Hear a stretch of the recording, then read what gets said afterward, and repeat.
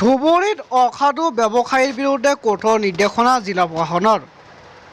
ধুবুৰীত বানৰ সুযোগ লৈ জিলাখনৰ বিভিন্ন বজাৰত নিত্য প্ৰয়োজনীয় সা সামগ্ৰী শাক পাচলি দুগুণ মূল্যত বিক্ৰী কৰা পৰিলক্ষিত হৈছে। ইয়াক কেন্দ্ৰ কৰি খুচুৰা আৰু অসাধু ব্যৱসায়ীসকলৰ কঠোৰ নিৰ্দেশনা জাৰি কৰে জিলা প্ৰশাসনে। জিলা আয়ুক্ত দিবাকৰ নাথে নিৰ্দেশনা পত্ৰত উল্লেখ কৰা মতে ধুবুৰী জিলা প্ৰশাসনৰ দৃষ্টিগোচৰ হৈছে যে কিছুমান পাইকাৰী আৰু খুচুৰা বিক্ৰেতাই বানপানীৰ সুযোগ লৈ গ্ৰাহকৰ পৰা অত্যাৱশ্যকীয় সামগ্ৰীৰ বিশেষকৈ আলু আৰু পিঁয়াজৰ দাম নিৰ্ধাৰিত দামতকৈ অধিক দাম লৈ আছে।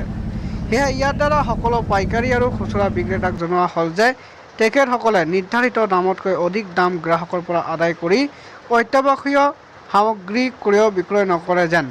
নিৰ্ধাৰিত দামতকৈ অধিক দামত অত্যাৱশ্যকীয় সামগ্ৰী বিক্ৰী কৰা পাইকাৰী আৰু খুচুৰা বিক্ৰেতাৰ বিৰুদ্ধে আইনসংগতভাৱে